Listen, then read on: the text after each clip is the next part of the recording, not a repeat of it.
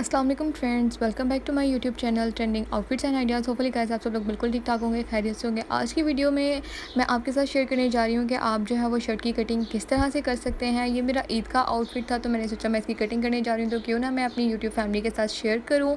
तो ये मैं आपके साथ कटिंग शेयर कर रही हूँ। इसके बेसिक रूल्स आपको बताऊँगी बिगनर्स के लिए स्टेप बाय स्टेप, तो जिनको ईज़िली फॉलो करते हुए आप अपनी जो है वो शर्ट की कटिंग कर सकते हैं। फ़र्स्ट ऑफ़ ऑल जो है, अगर तो आपके जो है वो गले नेक बना हुआ है शर्ट के ऊपर, तो आप उस शर्ट का मिड कर लें। ये देखें, मैंने अपनी इस शर्ट का मिड कर लिया है। मिड करके मैंने इसको इस तरह से बिठा लिया ताकि ये कटिंग के दौरान इधर उधर ना हो। और सेकेंडली, अगर आपका बॉर्डर वाला है तो आपने जो है वो सारे बॉर्डर्स को एक साथ मैच कर लेना है। कोई भी जो बॉर्डर है वो इधर उधर ना हो। मैंने जो शर्ट के जो चारों पीस जो हैं, वैसे तो शर्ट के 2 पीस हैं, लेकिन डबल डबल करने के बाद जो 4 पीस थे उनको चारों को मैंने एक साथ एक ही तरीके से मैच कर लिया है, ताकि कुछ भी जो है ना वो आगे पीछे ना हो, शर्ट जो है वो अच्छी लगे सिलने के बाद। तो ये 2 स्टेप के गला सही से बिठा लिया है, गले का मीट कर लिया है। और सेकंड जो है वो बॉर्डर का, क्योंकि अक्सर जो होता है वो कपड़े में कान होती है और जो बॉर्डर जो होता है वो मैच नहीं होता, तो मैंने जो है कपड़े की कान को निकाल के बॉर्डर को मैच कर लिया है अब, और गले को भी मीट कर लिया है। अब जो हमारा जो थर्ड स्टेप है जो हम करने जा रहे हैं वो ये है कि हमने कमीज़ की लेंथ लेनी है। कमीज़ की जो लेंथ है वो मेरी जो रिक्वायर्ड लेंथ थी वो मुझे 35 थी, लेकिन जो मैंने इसको जो रिक्वायर्ड लेंथ थी वो मेरी वो 36 थी, लेकिन मैंने इसको 35 रखा है। वो मैंने 35 क्यों रखा है, वो मैंने 35 इसलिए रखा है क्योंकि मैंने जो था इसके नीचे टिशू का फैब्रिक अटैच करना था, और टिशू का फैब्रिक अटैच करने के बाद मेरी जो रिक्वायर्ड लेंथ थी वो कंप्लीट हो जानी थी, इसलिए जो है मैंने इसको 35 रखा है। ये मैंने जो है इसकी लेंथ कर ली, कमीज़ शर्ट की लेंथ 35 जो है मैंने तैयार है। लेंथ करने के बाद जो हमारे पास जो सेकंड स्टेप होता है लेंथ के बाद, वो है कि मैं करती हूँ सेकंड स्टेप, वो ये है कि मैं अपना बॉर्डर जो जितना मैंने अपना जो घेरा है वो रखना है, घेरा मेजर करती हूँ। घेरा जो मेरा होता है वो 20 इंचज़ तैयार होता है। ये 20 का हाफ़ करें, क्योंकि शर्ट हमने डबल रखी हुई है। 20 का हाफ़ करें तो वो 10 इंचज़ आता है। 10 इंचज़ पे मैंने निशान नहीं लगाया, मैंने 11 इंचज़ पे निशान लगाया है, क्योंकि 10 इंचज़ तैयार होगा और जो 11 इंचज़ है, यानी कि एक इंच जो फालतू है वो साइडों से फ़ोल्ड होगा। अब बहुत सारे लोग हैं वो जो है घेरे को ऐसे ही बिल्कुल सादा मोड़ लेते हैं, बहुत सारे लोग जो हैं इसमें पाइपिंग अटैच करते हैं। मैं अपने घेरे को किस तरह से करूँगी, क्योंकि मेरा ये ईद का आउटफिट है और मैंने इसको बहुत ही ज़्यादा खूबसूरत बनाना है, तो मैं इसको किस तरह से करूँगी वो भी मैं आपको नेक्स्ट वीडियो में दिखाऊँगी। तो मैंने ये 11 इंचज़ पे मार्क करते हुए, ये मैंने पूरा 11 इंचज़ पे मार्क करते हुए एक सीधी लाइन ड्रॉ कर ली है। आपको लाइन, होपफुली आपको लाइन विजिबल हो रही होगी। ये मैंने लाइन ड्रॉ कर ली है। अब जो थर्ड स्टेप है हमारा, हमने घेरा का नाप ले लिया। अब जो थर्ड स्टेप है वो है तीरे की मेजरमेंट। तीरा जो है वो मेरा राउंड अबाउट 14 है, और 14 का हाफ़ करें तो वो 7 इंचज़ आता है। तो ये मैंने 7 इंचज़ टेप की मदद से निशान लगा रही हूँ तीरे का। 7 इंचज़ पे निशान लगाऊंगी। मेरा जो राउंड अबाउट 14 है, इसलिए मैं पूरा 7 इंचज़ का लगाऊंगी, लेकिन अगर आपका 14 इंचज़ तीरा है तो आप 7 इंचज़ का निशान लगा के आगे उसका हाफ़ इंच जो है वो सिलाई का मार्जिन दें। लेकिन मेरा राउंड अबाउट 14 है, इसलिए मैं पूरा 7 इंचज़ रखूँगी, उसी के अंदर ही जो है वो सिलाई का मार्जिन दूँगी। लेकिन अगर आपका 7 या 7 से ज़्यादा है तो आप उसका हाफ़ करके उतना निशान लगाएं, उसके बाद हाफ़ इंच जो है वो उसका सिलाई का मार्जिन ज़रूर रखिएगा। तो मैंने पूरा 7 इंचज़ पे निशान लगाया। अब जो मेरा आर्म होल है, इसी तरह हम नीचे 7 इंचज़ पे निशान लगा लेंगे एक सीधी लाइन ड्रॉ करने के लिए। आर्म होल जो है मेरा वो 7.5 है, यानी 7.5 इंच, तो मैंने 7.5 इंच पे एक डॉट लगाया। अब मैं इसको 7 को और 7.5 को इसको मैं इंच टेप की मदद से जॉइन कर लूँगी। अगर तो आपके पास स्केल है तो वेल एंड गुड, मेरे पास स्केल नहीं था तो मैंने इंच टेप से ही निशान लगा लिया है। मैंने इंच टेप से एक सीधी लाइन लगाई है, होपफुली कि आपको विजिबल हो। और ये एक इस तरह से सीधी लाइन ड्रॉ कर लिया है। अब ये तकरीबन 1 इंच अंदर निशान लगा के इंच टेप की मदद से मैं इसके आर्म होल की जो गुलाई है वो दे रही हूँ। अगर तो आप बिगनर्स हैं, आपको नहीं देनी आती है, तो आप जो है वो एक चॉक की मदद से हल्का सा निशान भी दे सकते हैं, और जब वो सही हो जाए तो आप उसको गहरा कर लें। ये मैंने आर्म होल की, ये बैक आर्म होल का जो है वो मैंने निशान लगाया है। ये बैक आर्म होल का है। अब जो है फ्रंट आर्म होल, वो डीप कटिंग होती है। फ्रंट आर्म होल के लिए हम जो है 1 इंचज़ अंदर की तरफ निशान लगाएंगे। 1 इंचज़ जो आपने निशान लगाया था उसके ऊपर इंच टेप रख के 1 इंच अंदर की तरफ निशान लगाएंगे, और फिर इसको इस तरह से टोटल जो हमारा आर्म होल था वो 7.5 था। 7.5 का जो हाफ़ करेंगे वो राउंड अबाउट 4 आएगा। राउंड अबाउट 4 हमने मिड में निशान लगाया और अब हम इसको जॉइन कर रहे हैं इस तरह से। आप भी पेन या चॉक की मदद से इजीली जो है इसका निशान लगा सकती हैं आर्म होल की डीप कटिंग के लिए, फ्रंट की डीप कटिंग के लिए। तो ये मैंने फ्रंट की डीप कटिंग के लिए निशान लगा लिया है। आगे जाके ये आपको निशान विजिबल होगा।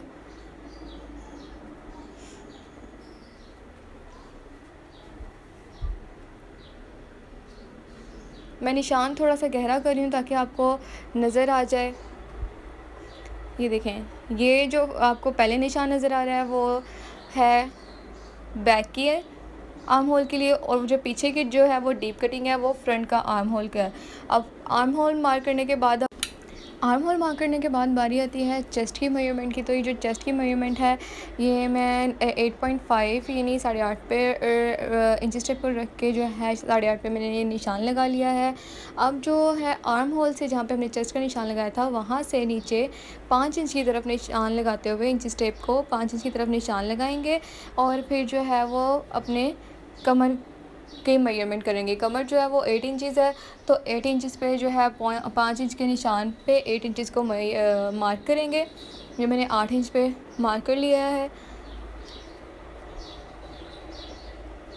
तो ये हमने आर्म होल की कर लिया। अब मैं आपको अगेन बता रही हूँ कि हमने पहले चेस्ट की मेजरमेंट की 8.5 पे 8 जो है वो हमने कमर की मेजरमेंट की, उसका निशान लगाया। अब थर्ड पे जो बारी आती है वो है चौक की, कि अब हम जो है जहाँ पे आर्म होल पे इंच टेप को रखेंगे और नीचे जो स्टैंडर्ड साइज़ होता है वो 13 है वैसे, लेकिन आप अपनी हाइट के अकॉर्डिंग अपनी चौक को कम या ज़्यादा कर सकते हैं।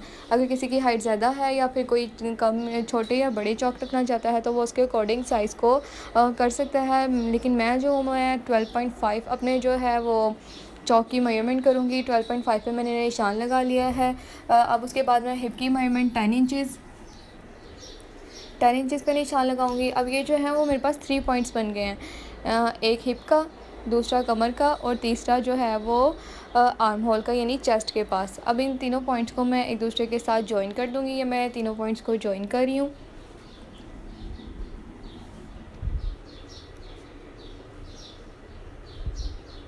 तो जी मैंने तीनों पॉइंट्स को जॉइन कर लिया और ये आपके सामने जो है ये शर्ट की परफेक्ट फिटिंग जो है वो आपके सामने विजिबल हो गई है। जो मेरा घेरा था वो 10 इंचज़ था, इसलिए जो हिप है वो भी 10 इंचज़ है और ये जो एक्स्ट्रा मार्जिन आपको नज़र आ रहा है ये जो है ये चौक की फोल्डिंग के अंदर जाएगा 1-1 इंच। अब जो है हम इसमें एक्स्ट्रा लूजिंग मार्जिन रखते हैं कि इन फ्यूचर अगर आपको अपनी शर्ट जो है वो खुली करनी पड़े तो आपको कोई दिक्कत पेश ना आए। तो ये हमने 1.5 इंच लूजिंग मार्जिन रखा है। आप अपनी मर्ज़ी के अकॉर्डिंग अगर चाहें तो 2 इंच भी लूजिंग मार्जिन रख सकते हैं, लेकिन मैंने 1.5 इंच रखा है। अब मैं इसको स्केल की मदद से मार्क आउट कर लूँगी।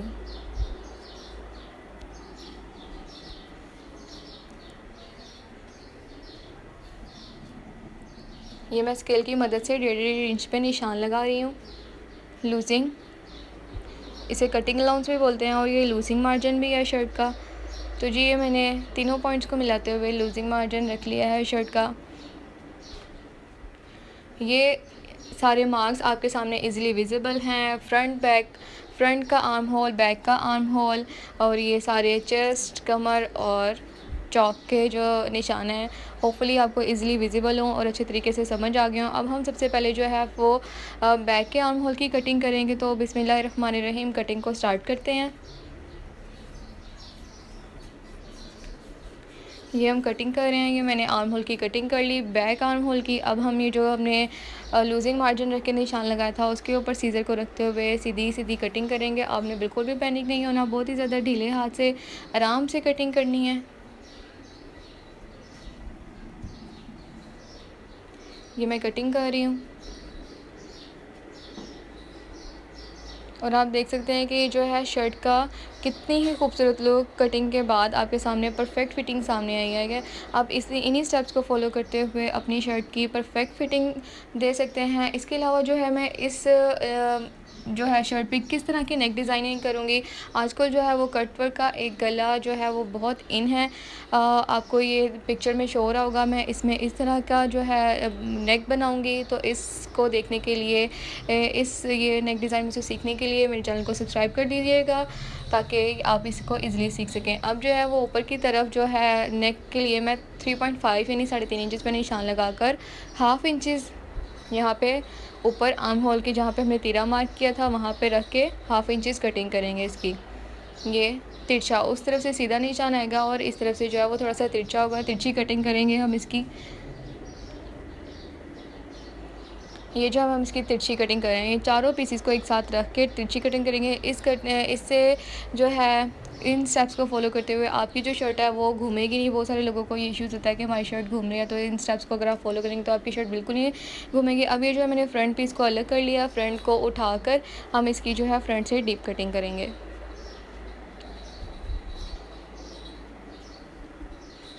कि मैंने फ्रंट की डीप कटिंग कर ली। तो जी ये शर्ट आपके सामने है। होपफुली आपको सारे स्टेप्स इजीली समझ आ गए होंगे। मैंने बहुत ही आसान तरीके से आप लोगों को समझाने की कोशिश की है। उम्मीद करती हूँ कि ये सारे स्टेप्स आपको समझ आ गए होंगे। अगर आपको कुछ नहीं समझ आई है तो आप जो है वो मुझसे कमेंट सेक्शन में भी पूछ सकते हैं, मैं आपको वहाँ पे भी रिप्लाई करूँगी। अगर आपको वीडियो अच्छी लगी हो तो वीडियो को लाइक और शेयर ज़रूर कर दीजिएगा। चैनल पे नए हैं तो चैनल को सब्सक्राइब कर दीजिएगा, ताकि मेरे आने वाली हर वीडियो का नोटिफिकेशन आपको मिलता रहे। मिलते हैं नेक्स्ट वीडियो में। अपना बहुत सारा ख्याल रखिएगा। तब तक के लिए अल्लाह हाफ़िज़।